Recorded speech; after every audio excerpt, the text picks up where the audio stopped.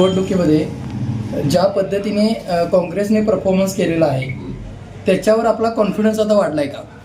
निश्चितपणानं वाढलाय. आमचे नेते बंटी साहेब आणि त्यांच्या मार्गदर्शनाखाली जिल्ह्यामध्ये जे काही वातावरण होते, आज आता आजऱ्याचा सुद्धा निकाल तुम्ही बघितलं, एक नवखी आघाडी तिथे तयार होऊन ह्या सगळ्या मातब्बर लोकांना तिथे फाईट दिलेली आहे. तिथे आमच्या 6 सीटा तिथेही निवडून आलेल्या आहेत. चंदगडमध्ये आम्हाला चांगल्या पद्धतीनं यश मिळालं. निश्चितपणानं यश हे सगळ्यांचं संयुक्तिक यश आहे, पण तरीसुद्धा आज आम्ही ज्या पद्धतीनं आमचा परफॉर्मन्स राहिला त्या पद्धतीनं आमच्या नेत्यावरती तालुक्यातल्या जनतेचा, सर्वसामान्य लोकांचा विश्वास आहे आणि त्या माध्यमातून आमची पुढची जी रणनीती असणार आहे ती हीच असणार आहे. जसं निश्चितपणानं आम्हाला एक खंत वाटते की या वेळेला आम्हाला चंदगड नगर पंचायतीमध्ये थोडंसं दुय्यम स्थान मिळालं. शेवटी आम्ही आघाडीमध्ये गेलो.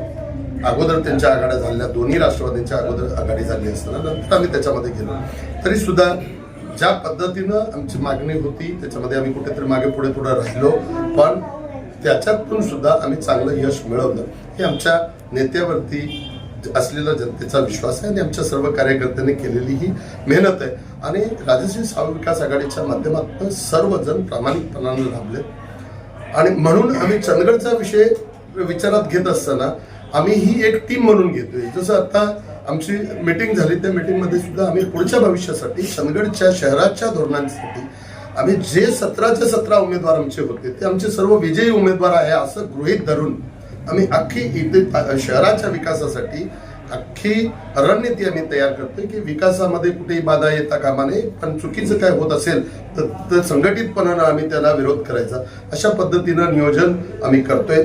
सर्व नगरसेवकांना, निवडून विजयी उमेदवारांना, सर्व नगरसेवकांना आम्ही पक्षाच्या कार्यालयामध्ये बसून लोकांची कामं करावी याच्यासाठी आम्ही आदेश देतो. या पद्धतीनं सर्व व्यवस्थित शहराच्या दृष्टिकोनातून व्यवस्थित वाटचाल होईल आणि पुढच्या टप्प्यामध्ये आता जिल्हा परिषद पंचायत समिती येत आहे. निश्चित नेत्यांचे आदेश आम्हाला असणारच आहेत. आज राजश्री साव विकास आघाडी होती, ही पहिला टप्पा म्हणून असं होतं की नगरपंचायत पर्यंतचाच विषय होता. आता वरिष्ठ निर्णय घेतील, आम्ही सर्वांनी एकत्र राहायचं ठरवलेलं आहे, पण त्याच्यामध्ये मान सन्मान हा प्रत्येक गोष्ट आणि कॅलिबर असणारे सगळ्यांच्याकडे उमेदवार बघून त्या पद्धतीनं आपण धोरण ठरवून बंटी साहेबांच्या आदेशाप्रमाणे आम्ही पुढचं वाटचाल करू. गोपाळराव पाटील साहेब आहेत, त्यांच्या मार्गदर्शनाखाली आपण सगळेच जण इथे चंदगडमध्ये आम्ही प्रमुख विक्रम साहेब आहेत, मी आहे, एम जे पाटील साहेब आहेत, आम्ही सर्वजण आणि आता विजयी उमेदवार, आता आमची टीम आता चांगली आणखी मजबूत होत चाललेली आहे. ही सगळी टीम पुढे घेऊन जाऊन तालुक्याची एक भविष्यात जिल्हा परिषद पंचायत समितीमध्ये चांगली लढाई देता येईल या दृष्टिकोनातून आम्ही प्रयत्न करणार. आघाडीतून लढणार की स्वतंत्र लढणार? निश्चितपणानं अजून ही जिल्हा परिषद पंचायत समितीच्या माध्यमातून अजून चर्चा झालेल्या नाही, पण धोरणं अशी आहेत की आम्ही एकत्रित राहून, कारण या ज्या पद्धतीनं राजकारण आता सुरू आहे या राजकारणाला कुठंतरी जर थांबवायचं असेल, चुकीच्या राजकारणाला कुठेतरी थांबवायचं असेल तर सगळ्यांनी स्वतंत्र विचार करणं हा व्यावहारिक विषय होत नाही. त्याच्यामुळं आम्हाला तसं नेत्यांनी हे दिलेलं आहे की तुम्ही योग्य पद्धतीनं तुम्हाला जर तिथे संधी मिळत असेल, सगळ्यांचा जर मान सन्मान राखला जात असेल तर आपण आहेत त्या धनशक्तीच्या विरोधात आपण सगळ्यांनी एकत्रित राहण्यासाठी तुम्ही निश्चित तुम्हाला योग्य वाटत असेल तर निर्णय घ्या असं आम्हाला सुद्धा त्यांनी सांगितले. आम्ही सुद्धा ती धोरणं ठरवलेली आहेत. पण मुळात आता कसं आहे, जिल्हा परिषद पंचायत समिती आहे, आमची महाविकास आघाडी आहे, त्याच्यात पुन्हा महायुतीतला पण एक घटक पक्ष असल्यामुळं आम्ही सगळ्यांना एकत्रित कसं घेऊन जायचं हे तिन्ही पक्ष असताना शिवाय उभाटा आहे, बाकीची काही मंडळी आहेत, डाव्या आघाडी, इंडिया आघाडी म्हणून या सगळ्यांना एकत्रित घेऊन जाताना ही जिल्हा परिषद पंचायत समिती ही कसरत आहे. त्यावेळेला सर्वसामान्य सगळ्यांचा मेळ घालत असताना पण तरी सुद्धा जेवढं शक्य होईल तेवढं आम्ही सगळ्यांना एकत्रित करण्याचा प्रयत्न करून पुढची लढाईला सामोरं जायचं आम्ही ठरवतोय. या निवडणुकीच्या निकालानंतर तुमची बार्गेनिंग पॉवर आता वाढली का? निश्चितपणे आमची बार्गेनिंग पॉवर या निवडणुकीच्या निकालानंतरच होती असं नाही, आमची बार्गेनिंग पॉवर होती, मुळातच होती की आम्हाला ते मिळालं पाहिजे आणि तो आमचा हक्क आहे म्हणून. पण ज्या महाराष्ट्राच्या राजकारणामध्ये ज्या काही घडामोडी घडत होत्या, अचानकपणे दोन्ही राष्ट्रवादी एकत्र येण्याचा जो विषय झाला आणि तिथून पुढे, नाहीतर आम्ही जसं महाविकास आघाडी म्हणून आमचे सगळे रणनीती ज्या चालू होते ते चालूच होत्या, पण अचानकपणे सगळे जे बदल झाले त्या दृष्टिकोनातून हा सगळं झालं. पण निश्चित आमची बार्गेनिंग पॉवर आता वाढलेली आहे म्हणण्यापेक्षा शेवटी आम्ही सर्व मिळून एकत्रितपणानंच निर्णय घेऊ. तालुक्याचे सर्व ज्येष्ठ नेते आहेत, राजेश साहेब आहेत, गोपाराव पाटील साहेब आहेत, विक्रम साहेब आहेत, नंदाताई आहेत, आम्ही सगळ्यांनी मिळून पुढचं, पण प्रत्येकाचा योग्य तो मान सन्मान राखला गेला पाहिजे आणि आमच्या अपेक्षा आहेत त्याप्रमाणे व्हावं अशी आमची इच्छा आहे. उभाटाला जर घेतलं असतं तर काही वेगळं चित्र असतं का? चंदगडमध्ये आम्ही ते पहिल्यांदा प्रयत्न केले, त्या संदर्भात सुद्धा चर्चा झाल्या, पण ह्या सगळ्या घडामोडी घडत असताना विषय फार लेट ह्याच्या पटलावरती आल्यामुळं काही गोष्टी मागं पुढे राहिल्या. पण निश्चित कसं आहे, बंटी साहेब हे जिल्ह्याचे नेते आहेत आणि त्यांच्याकडेच महाविकास आघाडीची सर्व सूत्र त्यांच्याकडेच. त्यांच्यामुळं त्यांनी जिथं असेल तिथं आम्हाला सुद्धा त्यांनी सांगितलेलं आहे की भविष्यामध्ये सुद्धा आपण सगळे एकत्र आहोत, आपण सगळ्यांनी एकत्रितपणाने पुढे जायचं आहे किंवा तुम्ही कुणालाही बाजूला ठेवू नका. इव्हन चंदगडचा ज्यावेळेला विषय झाला त्यावेळेला फक्त तो लेट विषय झाला, पण साहेबांनी आम्हाला त्यावेळेला सुद्धा विचारलं होतं की उभाटाच्या संदर्भात तुम्ही काय करणार आहात, त्यांच्याशी तुम्ही चर्चा झाली, ह्या सगळ्या गोष्टी त्यांनी विचारल्या होत्या, पण विषय आमच्या पाठीमागून लेट आला, एवढाच विषय झाला. त्याच्यामुळे आम्ही सगळ्यांना सामावून घेण्याचा निश्चितपणाने प्रयत्न करतो. काँग्रेसने चांगलं हे संपादन केलेलं आहे. काँग्रेसच्या 4 नगरसेवकांनी विजय संपादित केलेला आहे. शाहू आघाडीमध्ये काँग्रेसने मिळवलेले यशाबद्दल आपण काय सांगा?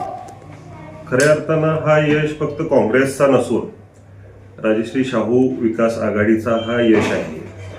आणि दुसरीकडे जर पाहिलं तर वास्तविकतः हे धक्कादायक ही रिझल्ट आजचा आलेला आहे आम्हाला. कारण आपल्याला अपेक्षा आमच्या बऱ्याच चांगल्या होत्या, कारण जनमत डीकेंच्या नेतृत्वाखाली जे आम्ही राजश्री शाहू विकास आघाडी म्हणून जे पॅनल उभं केलेलं होतं, सगळे 17च्या 17 सक्षम उमेदवार दिलेले होते. तर दुर्दैवानं कुठं तर गालबोट लागलं आणि जसं आता राज्यभर जे वारं चाललंय वोट चोरीचा प्रकार कुठं तरी ह्या इलेक्शनमध्ये आपल्याला दिसून येतो.